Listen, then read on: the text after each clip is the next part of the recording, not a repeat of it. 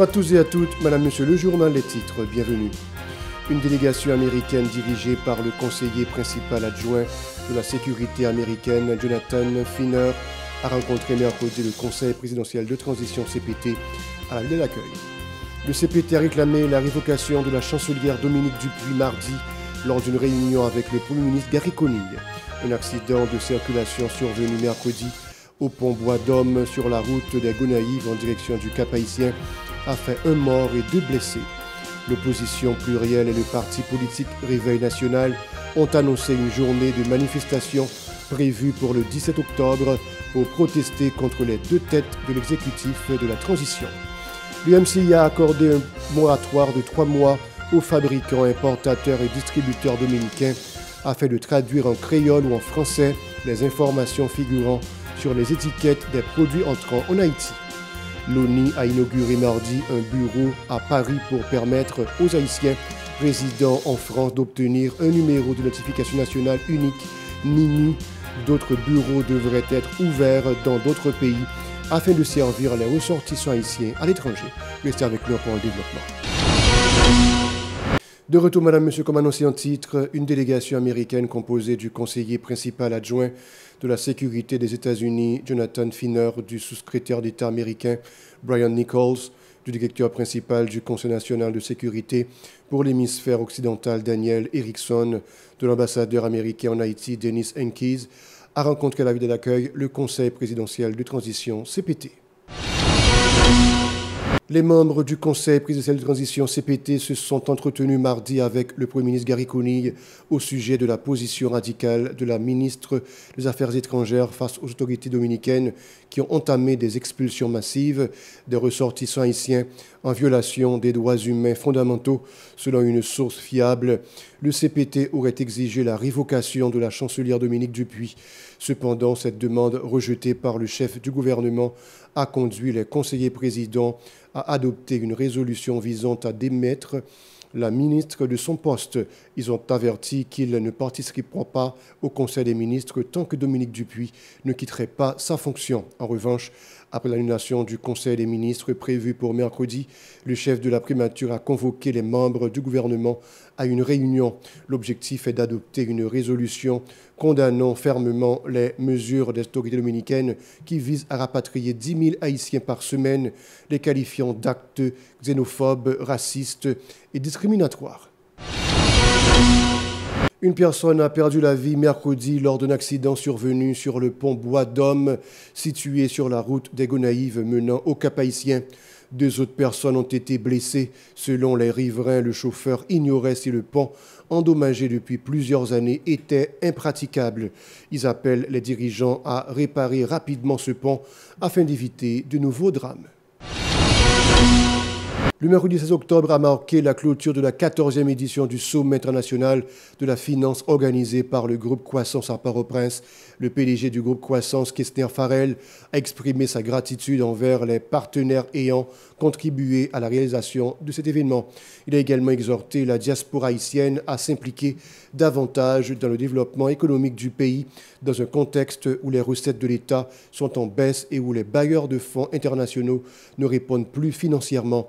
Écoutons-le au micro d'Aubert Charles et de Franz Michael Stevens. Pour nous permettre que nous poser problème devant l'autorité, nous remercions toute autorité qui participe, le ministère des Finances à travers la direction du budget, Banque centrale fait une journée d'activité hier et aujourd'hui nous avons le secteur privé.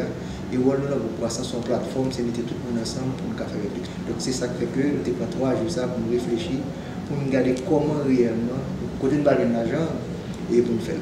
Pas d'investissement direct étranger parce que je dis, pas d'investisseur Tachita, en Floride, là, la garde dans les Caraïbes, là pour Jamaïque, là pour Haïti, là pour les pays dominicains, pour nous connaître côté de l'Oral. Nous ne pas égarer et il faut améliorer l'environnement des affaires pour nous garder investisseurs. Donc nous pensons que nous avons invité la diaspora de manière émotionnelle, nous avons fait le cas de tout l'argent parce que thème n'a pas voulu dire c'est pour l'argent que vous voyez là pour investir avec nous. L'argent, c'est l'argent qui allait vers la consommation. Sont l'argent que nous connaissons très bien qui allait vers payer CAI, payer l'école, payer enterrement. Donc on ne peut pas mettre l'argent comme ça. Mais c'est pour nous qui sont dans la diaspora, qui peut-être pas dans la retraite, qui gagnent par là, qui vont disponible, BDT. Donc comment peut-on joindre des opportunités? Je dis, c'est pas seulement le capital haïtien qui existe, dans le grand nord pays, dans le grand sud pays, nous devons manger, l'agriculture a supposé faite, pour présentation que M. Boisson se fait là, qui montre comment l'agriculture a passé en moins de 30 ans, de plus de 30% pour l'intérieur brut là, je dis à la moins de 20% pour l'intérieur brut là, le secteur industriel a baissé tout. Et comment pour ce service là, particulièrement le service touristique, qui a supporté l'économie pour nous relancer tout élément ça. Donc voilà la réflexion que nous avons dans 3 jours. Selon Christian Farel, ces 3 journées de formation ont permis aux acteurs économiques, politiques et à la société civile de mieux comprendre les décisions à prendre pour revitaliser l'économie haïtienne. Suivez. C'est dans ce sens que ça nous fait thématique là et encourager les investissements directs de la diaspora et pour capable supporter l'économie haïtienne. Pour capable relancer l'économie, il faut financer. Et ces 3 façons qu'à financer, c'est d'abord taxe l'État qui peut entrer pour l'État capable de faire des investissements publics pour améliorer des affaires là. Deuxième possibilité, c'est le don. Et troisième possibilité, c'est le financement, c'est prêter l'argent.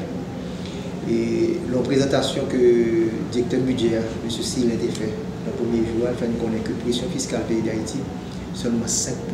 Ça veut dire l'État a 100 gouttes d'euros, nous avons 5 à dire nous, parce que c'est la population qui contribue pour l'État de l'argent. Donc, on a à peu près 200 milliards de gouttes de recettes nominales. Mais pas oublier le budget à son prévision reliée. On parle là, comme ça gagne dans DGI, comme ça gagne dans port. Donc, qui veut dire l'État presque est capable de perdre du mois d'octobre là, qui mois capital pour lui dans ce sens. Deuxième partie, c'est dons inférieur à 100 milliards de gouttes.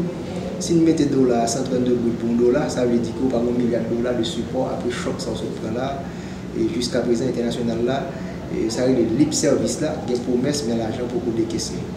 Troisième possibilité, c'est le financement. Seule bonne nouvelle dans le financement, c'est que nous diminuons le service dette là, parce que le Venezuela retire 1,7 milliard de $. Ça permet que nous ayons du service de la dette, mais ça va permettre qu'il y ait plus d'argent pour nous financer l'économie. Pour commémorer le 208e anniversaire de l'assassinat du père de l'indépendance d'Haïti, le CPT a déclaré le 17 octobre jour de congé. Les écoles et les institutions dans le pays chômeront. Les étudiants de la faculté de droit et des sciences économiques FDSE ont organisé la 6e édition conférence de la chaire Montferrier-Dorval de droit constitutionnel portant sur les thématiques de la santé du sport et de la protection sociale.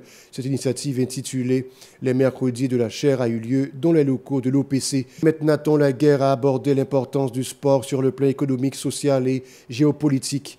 Il a également souligné l'importance des textes législatifs en faveur du développement du sport dans le pays. Écoutons-le au micro de Yaspine Sanon et Marie-Carmel Auguste. Le sport est toute forme d'activité physique qui, à travers une participation organisée ou non, ont pour objectif l'expression ou l'amélioration de la condition physique et psychique. Le sport a un poids économique considérable.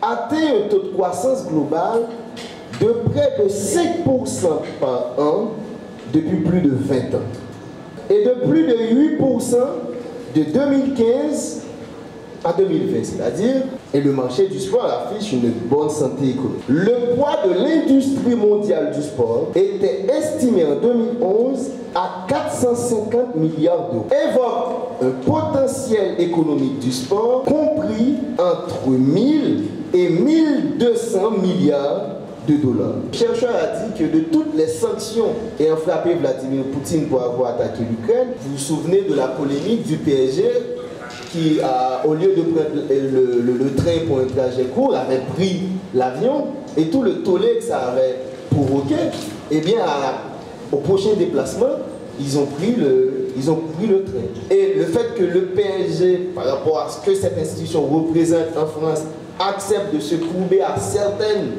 de ces règles pour rendre service au climat, eh bien, ça influence toutes les personnes qui, d'une manière ou d'une autre, sont associées au PSG. Donc je trouve que pour une constitution récente comme la nôtre, 1987, et il y a eu un amendement, on peut critiquer à tort ou à raison en 2011, il est regrettable que le sport n'ait pas été pris en compte.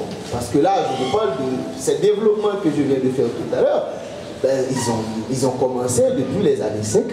Des organisations politiques du bloc de l'opposition progressiste continuent à réclamer la démission du Conseil présidentiel de transition et du gouvernement dirigé par Gary Coney. Lors d'une conférence de presse tenue mercredi, Wilner Elian a dénoncé les divisions au sein de l'exécutif bicéphale et a plaidé pour la mise en place d'un nouvel accord politique. Écoutons-le au micro de Joseph-Philippe François. On dit qu'il y a nécessité pour aller dans l'autre accord politique.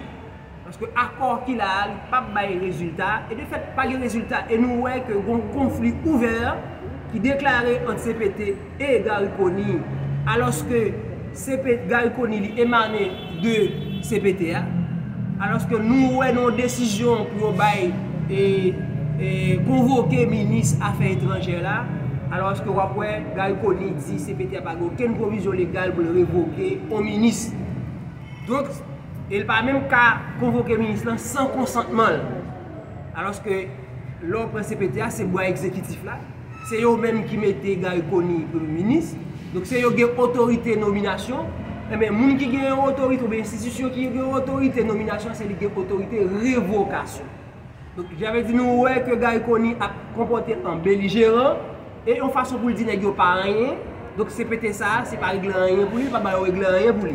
Donc, les nous avons un conflit d'État. Alors que nous avons un problème majeur dans le pays. Le conflit d'État, ça fait que je ferme sur tout problème. Et nous voyons ce conflit d'État qui prend j'arrête dans le pays. Donc, nous-mêmes nous disons, c'est solution pour nous retourner à la normalité, c'est aller vers la Cour de cassation. Pour sa part, McEnlove Jean-Pierre a dressé un bilan négatif des 5 mois de la gouvernance du CPT, soulignant la détérioration de la violence et de l'insécurité dans le pays. Il a annoncé une journée de mobilisation prévue pour le 17 octobre, appelant la population à se joindre à eux pour protester contre ce gouvernement. Les détails. Même les processus accords politiques pour avoir lancé, nous avons monté au créneau pour nous dire nous pas dans la question conseil présidentiel à 7 membres, ni à 9 membres, ni à 11 membres. Nous prenons aller la Cour de cassation pour respecter l'article 149 et 59 de la Constitution. C'est le président de la Cour de cassation qui doit faire élection dans le pays. Nous ne pouvons pas faire élection dans les partis politiques. Pour faire élection pour nous, sinon, nous allons déboucher sur une crise électorale sans précédent. Nous réunissons aujourd'hui pour demander CARICOM, comme c'est lui-même qui te met des conseils délinquance dans le pays. Nous demandons pour écraser. Nous demandons ce conseil présidentiel qui doit écraser. Parce qu'après 6 mois, nous avons passé dans notre pays, nous n'avons pas de résultat. Nous avons sécurité, consolidée, c'est environ 115 personnes qui mourent. En bas du conseil présidentiel là, en bas de la primature, nous n'avons pas dit rien. C'est environ 45 machines qui moulaient, c'est environ 12 000 personnes qui quittent Caillou pour venir dans gang dans la Tibonite. Et l'ouest là, pour qu'on parle, c'est environ 95% de la population qui est dans les gangs. Je dis à pas que nous parler d'élections, pas que nous parler des conseils électoraux. Nous disons, 17 octobre, ça, c'est tout le pays qui a mobilisé, c'est tout le pays qui a levé campé contre le conseil électoral, contre le conseil gouvernement Gary Coney, contre le conseil présidentiel là. L'ONU a organisé mardi un bureau dans la ville de Paris afin de permettre aux Haïtiens résidant en France d'obtenir leur numéro d'identification nationale unique NINU. Une délégation haïtienne comprenant le directeur général de l'ONU, Reynold Guerrier, l'administrateur Harold Bien-Aimé et le directeur technique Reynaldo Camillus a participé à cet événement. À cette occasion, le directeur général de l'ONU a déclaré que l'État a l'impérieuse obligation d'identifier ses citoyens vivant en dehors du pays. Il a également annoncé l'ouverture prochaine d'autres bureaux de l'ONU dans plusieurs pays, dont le Canada, le Brésil, le Chili et le Mexique. Le ministère du Commerce et de l'Industrie, MCI, a accordé un délai jusqu'au 3 janvier 2025 aux fabricants, importateurs et distributeurs dominicains afin de traduire en créole ou en français les informations figurant sur les étiquettes des produits entrants en Haïti, a rapporté le journal Listin Diario, le MCI. Voilà, c'est la fin du journal. Restez avec nous pour la suite de la programmation.